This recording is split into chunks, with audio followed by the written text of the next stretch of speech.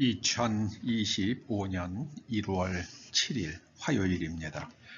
오늘 야고보서 강해 14번째 꼭지는 야고보서 2장 19절에서 22절까지의 말씀입니다. 먼저 말씀을 함께 봉독하십니다. 네가 하나님은 한 분이신 줄을 믿느냐? 잘 하는도다. 귀신들도 믿고 떠느니라. 헛한 한 사람아, 행함이 없는 믿음이 헛것인 줄을 알고자 하느냐.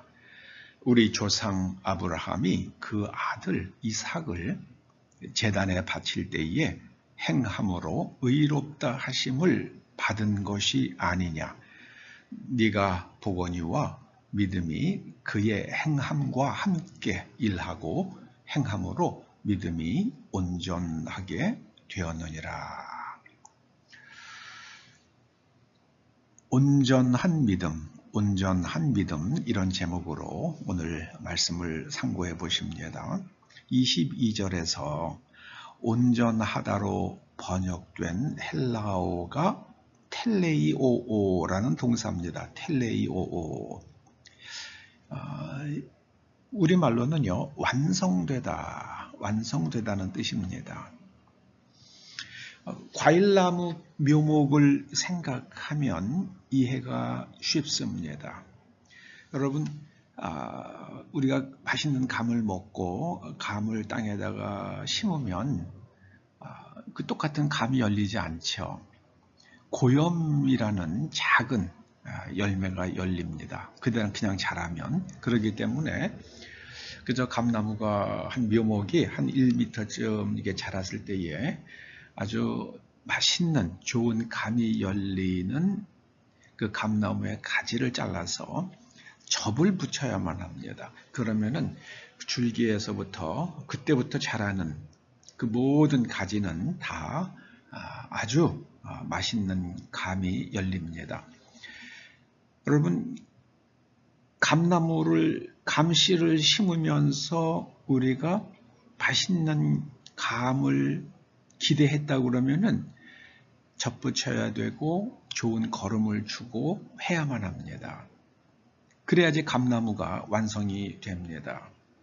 여러분, 우리가 입으로 시인하여 우리가 이제 하나님의 자녀가 되죠. 하나님의 자녀가 되면 그 다음에는 그 입으로 시인한 것이 진짜냐 아니면은 무의미한 거냐라는 것을 우리가 무엇으로 증명할 수 있겠습니까? 우리가 행함이 따라가면 믿습니다 하는 고백이 진짜 고백이 되는 거고요. 믿습니다 하고 입으로는 고백을 했는데 행함이 없어요. 하나님의 명령들을 지키지 않아요. 그러면 그 믿는다는 고백은 거짓말이 되는 셈이죠. 헛말이 되는 거죠.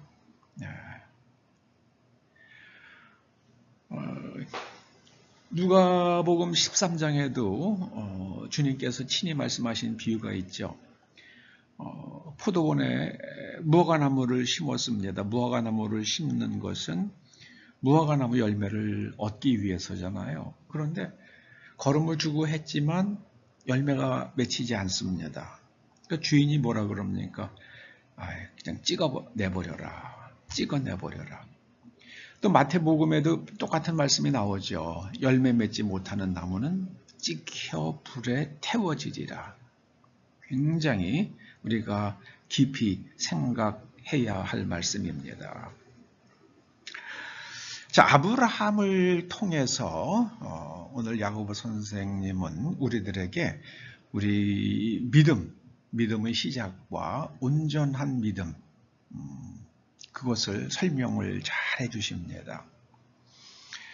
창세기 15장에서 하나님께서 아브라함을 바깥으로 끌어내셔서 하늘을 보라 하시며 너의 후손들이 하늘의 별처럼 많아질 것이다. 아브라함이 그걸 믿잖아요. 그럴 때 하나님께서 그 아브라함의 믿음을 의로 여겨주셨죠. 의로 여겨주셨습니다. 거기서 완성된 게 아닙니다. 하나님께서 언제 아브라함의 믿음이 완성되었다고 말씀하시냐 하면은 창세기 22장에서요. 하나님께서 그 아브라함이 100세가 되어서 낳은 아들이 이제 장성한 다음에 그 아들을 제물로 바치라고 말씀을 하십니다. 이 말씀이 안 되잖아요. 이삭을 제물로 바치면은 하나님의 약속이 성취될 수 없잖아요. 그런데 아브라함이 지체 없이 하나님의 명령을 지킵니다. 그래서 정말 이제 나무를 쌓아놓고 번제단을 만들고 칼을 들자 하나님께서 그때 멈추라 그러시고요. 양을 하나 준비하신 그 수풀에 걸린 풀을 그 양을 보게 하시고 그때 아브라함에게 하신 말씀이 12절 하반절이죠. 내가 이제야 네가 하나님을 경외하는 줄을 아노라 이렇게 말씀하십니다. 우리가 이거 정말 깊이 생각해야 됩니다. 이것을 교회에서 사람들을 즐겁게 해주기 위해서 그냥 주여 믿습니다. 이 한마디면 충분하다고 그렇게 외치는 사람들이 있었습니다. 영국에서는 그런 주장을 하는 사람들을 가리켜서 샌디맨이즘이라고 불렀습니다. 샌디맨이라는 사람이 처음으로 그런 주장을 했기에 그걸 샌디맨이즘이라고 그렇게 명명을 했어요. 근데 그 샌디맨이즘이 미국으로 건너가서 또 미국에서 한국으로 또 일부 넘어옵니다. 그래서 그 줄기를 타고 세상을 어지럽힌 사람들이 바로 구원파들이죠. 유병원이 한 일을 보세요. 그의 행동에 아무것도 없잖아요. 입으로 합니다. 입으로. 그런데 그들의 삶은 따라가질 않아요. 하나님의 말씀을 지키질 않잖아요.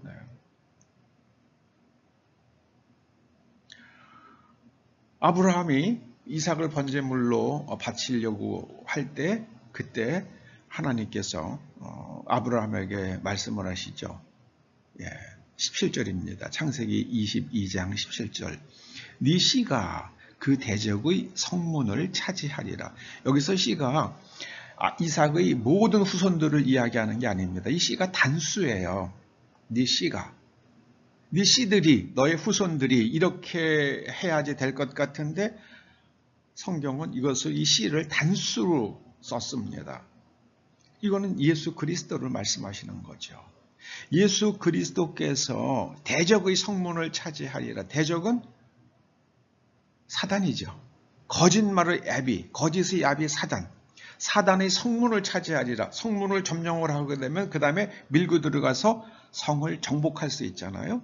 그 대적의 성문을 차지한다는 말씀은 예수 그리스도의 진리의 말씀이 거짓을 파하게 될 것이다. 그 하나님께서 말씀해 주셨죠. 여러분, 우리가 성경 전체가 말하는 믿음, 우리를 하나님의 백성이 되게 하시고 우리가 장성해서 예수 그리스도의 그 분량까지, 장성하시는 분량까지 이르게 하시는 그 믿음은, 이거는 우리가 생각하는 세상에서 사용하는 일반적 개념의 믿음 플러스 행함을 의미합니다. 성경이 말하는 믿음은 우리가 사용하는 일반적인 개념의 믿음 플러스 행함이에요. 여러분, 믿음이란 말의 의미가 뭡니까? 내가 증명할 수 없는 것에 대해서 내가 취하는 마음의 태도, 그게 믿음이잖아요. 여러분, 대한민국의 수도가 서울인 것을 믿으십니까? 아십니까? 일본의 수도가 동경인 것을 믿으십니까? 아십니까? 아무도 일본의 수도는 동경이라는 것을 믿습니다. 미국의 수도는 워싱턴 DC라는 것을 믿습니다. 그렇게 말하는 사람 없어요. 안다고 하죠. 증명할 수 있잖아요. 그런데 우리가 증명할 수 없을 때, 우리는 믿는다고 그럽니다. 근데 증명할 수 없지만 내가 취하는 마음의 태도가 있어요. 나는 저 사람을 믿는다. 저 사람이 정직하다는 것을 믿는다. 그 내가 정하는 마음의 태도죠. 그런데 그 정직이 언제 드러납니까? 세월이 가서 드러나게 되죠. 그래서 믿음이란 말은요, 내가 증명할 수 없지만 내가 정하는 마음의 태도입니다. 거기에 플러스 행함. 우리가 하나님을 증명할 수 없잖아요. 물론 간접적으로 막 사변적으로 할 수 있습니다. 근데 증명은 아니죠. 여기서 증명이라는 것은 과학자들이 말하는, 예를 들어서 믿지 않는 사람도 하나님의 존재를, 하나님을 증명할 수 있어야 되는 거예요. 그렇게 할 수가 없잖아요. 그래서 우리는 믿는 겁니다. 믿는 겁니다. 그래서 정말 하나님을 믿는 사람들은 거기에 행함이 따르는 거예요. 하나님의 명령들을 지키는 행함이 따라갑니다. 사람들이 왜 하나님의 계명을 온전하게 지키지 못합니까? 그게 싫거든요. 즐거워하지 않기 때문입니다. 오래전에 어느 피아니스트가 이런 고백을 하는 걸 들었습니다. 어렸을 때에 어머니께서 자기를 피아노 연습을 억지로 시키려고, 자기가 안 하려고 그러니까 억지로 시키려고 문고리를 갖다가, 문을 갖다가 잠그는 장치를 바깥으로 해놓고 자기를 피아노 방에다가 집어넣어놓고 문을 바깥에서 잠그셨대요. 그땐 정말 피아노 앞에서 피아노 치기가 싫어서 울고 막 그랬는데, 점점점 피아노를 연습을, 그런 과정을 거쳐서도 연습을 하면서 자기가 나중에는 피아노를 정말 사랑하게 됐다고요. 자기가 피아니스트가 된 것이 너무 감사하고 피아니스트로 살아가는 그 삶이 너무 기쁘고 즐겁고 어머니께 감사한다고 그렇게 고백을 하는 걸 들은 적이 있습니다. 그러면서 피아노 앞에 앉아서 연습하는 시간이 가장 즐겁고 기쁘고, 더군다나 자기의 연주를 듣기 위해서 모여 있는 청중 앞에서 피아노를 연주할 때는 그 행복이 너무 차고 넘쳐서 황홀하대요. 거기까지 이르기 위해서는 피아노 치기 싫어서 눈물을 흘린 시간도 있었던 겁니다. 여러분, 하나님을 경외해야 하는 사람은 하나님의 명령들을 지킵니다. 제가 작년 말에 여러분께 드린 말씀을 꼭 기억하세요. 솔로몬의 마지막 당부기도 하잖아요. 하나님의 계명을 지키고 하나님을 경외하고 그의 명령들을 지키라. 하나님을 경외하고 그의 명령들을 지키라. 우리가 하나님의 명령들을 지키는 건요, 그게 즐거워서 지켜야 돼요. 그게 옳은 것이고 그것이 나의 라이프 스타일이기 때문에 지켜야지 그게 지켜지죠. 난 그게 싫은데 하려고 그러면 이거 환장하죠. 정말 환장하는 겁니다. 공부도 그렇잖아요. 공부하는 게 즐거워야죠. 공부하는 게 싫은 사람이 억지로 공부한다. 그건 학자가 될 사람이 절대로 아니죠. 공부하는 게 즐거워야 됩니다. 그 자체가 좋아야 돼요. 새로운 지식을 알아가고 탐구하고 그 다음에 부정확한 것을 점점 가다듬어서 정확하게 만들고 좋은 글을 쓰고 하는 것이, 그게 즐거워야 돼요. 억지로 하면은요, 그거 어떻게 합니까? 불가능한 겁니다. 여러분, 온전한 믿음은 이게 하나님께서 우리에게 예수 그리스도를 통해서 말씀하신 그 자리까지 자라가는 거예요. 예수님께서 입으로만 믿지 않으셨잖아요. 십자가에서 순종하시기까지 하나님을 믿으셨잖아요. 그래서 우리의 신앙의 롤 모델은 예수님이십니다.